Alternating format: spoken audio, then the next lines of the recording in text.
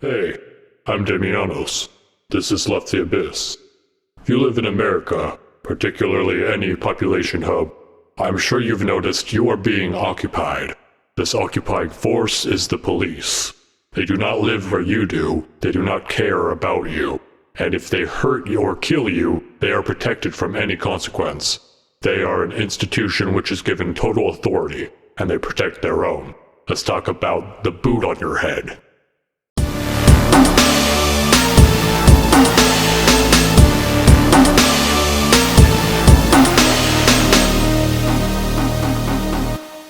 The police are a big problem in this country, and there are many who are seeing it for the first time recently. The brutal and militaristic disruption of protests around the country are being filmed. Even normie news journalists were being shot with pepper balls or getting spontaneously arrested while on air. Americans who think that turning on the news channel suffices as keeping informed, now even they get a glimpse at the police state. But filming will not prevent this brutality. No police officer is threatened by a camera anymore. They've been getting away with murder with cameras strapped to their vests since they were forced to wear them. Yeah, it makes the police state easier to see. No, it does not do anything about it. The system doesn't really care if you see it, because the system is the law.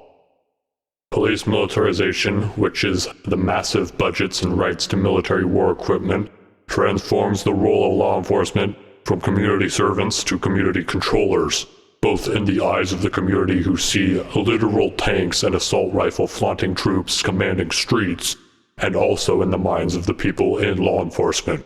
The people who apply now are very attracted to this power, and there's plenty of low IQ, high testosterone, small dick, big insecurity people to join.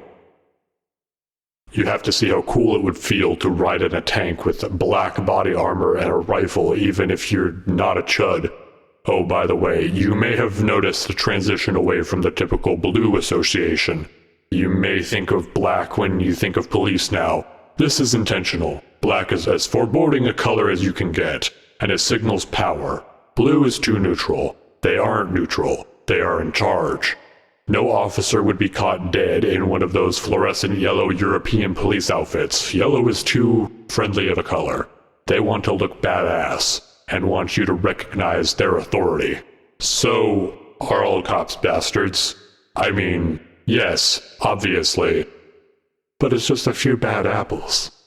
And they spoil the bunch. Look, these bad apples are bad because they're allowed to be bad. Who polices the police? Today, police do, and police will always side with police.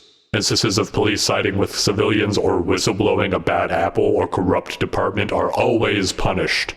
The good apples are weeded out for being good, so what's left? Math checks out, a bunch of bad apples. They intentionally select for the types of superego and psychopathy that ensure that officer is willing and ready to take a life without remorse. If they get someone too compassionate or intelligent, they don't tend to make it past the application process. That is not an attribute which is valued in the community control forces.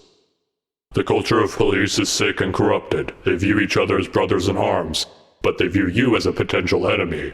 They're trained to assume you're going to kill them. They're trained to kill you before you can kill them. They're trained to ensure that they get home safe. You getting home safe is not a priority. This training is called warrior training. They are taught to kill. They are taught that they won't be held accountable for killing. They won't be. Their primary function is murder. So what happens when racism has been infused with the system? Black males are seen as dangerous by the police. People of color have been disenfranchised in America. Black people are institutionally disadvantaged. So when the police are trained to be afraid of the community they patrol and to view impoverished areas as dangerous war zones, well, the white American government refused to assist black people out of these impoverished areas. So that equation equals black men in the majority of instances are at the barrel end of a pistol. The police engage in war on poverty. The poor are seen as dangerous, and black people are all too often poor due to their systematic oppression. Therefore, from the perspective of the community controllers, black people are associated with poverty and therefore danger, regardless of their actual wealth.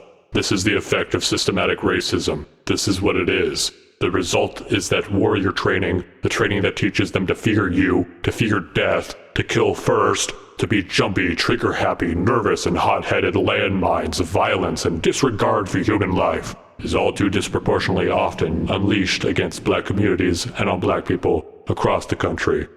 And don't think being white will always protect you from them. They might let you off with more warnings, or not have pulled you over without cause at all, but if you scare them, you're already dead.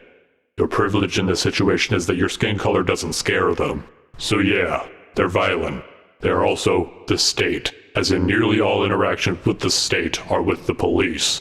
They are the sole enforcers of the law. They are the arbiters of what laws are enforced. They effectively define the law, and they do not have to follow the same laws or expect the same consequences for their unlawful behavior, up to and including murder, as mentioned. They are accountable by themselves, and they are designed for conflict of interest. So in practice, they are the law. Who do you call when you're the victim of an officer? There's nobody else. You report the police to other police who protect the police because that's why they have a job. Does this justice system offer any support? Not when courts are biased in favor of officers. They're a cop after all, how could they be wrong? In the eyes of many, they embody goodness. Well, by being the only institution which is capable of getting the bad guys, they get to simultaneously be flippant fascists, and still be seen as heroes. Well, yeah, sometimes they get put in a situation where they get to do good, because they're forced to attend every single situation. This is a big facet of defunding the police. This first reason is a big reason to defund the police, and it is one that the police should love. Their jobs are actually way too stressful. A police officer has way too many fucking jobs. They have to do wellness checks, deal with special needs people, citation people for traffic violations, and a whole array of various obligations they have no business being involved in. You don't need a stressed out, panicky person with a gun to deal with every infraction of the law. Law enforcement does not have to be one universal organization. You can have civil workers out there to do civil work. A crazy thought, when Americans are not used to, people without guns, armored cars, and all-black body armor, providing tickets and attending to the humanitarian needs of a community. Police, chill out. You don't have to be stretched so thin. You can be utilized when you're needed. Sure, it means some of you may not need to work there anymore. The extreme police population is part of the problem though, so all you motherfuckers that can't stop thinking about when they're gonna shoot somebody can get out. That alone will drastically reduce the population. More than just adding civil workers to the mix, they must be demilitarized. Fucking obviously, your popo-owned tanks, designed to run over landmines. Until we start getting a landmine problem, they are probably not necessary. Maybe give officers a body vest. Maybe give them a gun they have to keep in their vehicle just because it's America. At least get rid of the tanks and chemical weapons. The police having no discernible difference from a soldier is kind of an issue. But it is very strong evidence that our state is that of police. It is why they have the social status of occupying army. Because if you're poor, you're more often afraid to encounter a cop than you are glad. Most poor people know they are a target. Black people most definitely know they are the target. What else would riot control look like to you? You know you were there to just try to let your voice be heard, to say something about injustice, but you bought milk, gas masks, gloves, goggles, helmets, medkits, armor, and identified you're medically experienced, because you know you are about to be forcibly silenced, and no mercy will be shown. These are now the necessities of a protest, no matter how peaceful its nature. There have been a few riots. There have been many, many more peaceful protests lumped into the riot label. The police do love their military hand-me-downs, so it's in their interest to put it to use. Making protests look like riots by violently removing them and calling them riots is a pretty straightforward solution. And you know the police can get away with being straightforward when it comes to smashing your liberty. The police, army, is well armed. Defund the domestic military. Now defunding can imply a lot. There isn't one single plan to do it. It's just so obviously necessary that some form of defunding needs to be done. Does defunding mean abolition? No, it doesn't. but some are in favor of abolition. If the US police weren't the US police, I could almost convince myself that notion is totally crazy. But our options seem to be the state-sanctioned and state-armed gang, or no state-sanctioned and state-armed gang. And that's kind of a legitimate thing to consider given the climate we're in. But abolition is not the first order. Just not giving them enough money to wage war on a sovereign country single-handedly is, the first step. Send money away from their consolidation of wealth and towards the communities they're supposed to be protecting. If they're really in favor of the well-being of their communities, they will see the value in giving up the tank so that they can make a poor school successful, give homes to people, and bring people out of poverty. But the tank is just so cool. Police funding needs to be decimated in order for it to be reasonable. Fund communities first. We must also end the war on drugs. Hundreds of thousands of people are locked up for non-violent drug offenses. Black people are 10 times more likely to be prosecuted for those offenses, despite committing these offenses, less than white people. It has served to strengthen cartels and jam-pack our prison system with people of color in particular.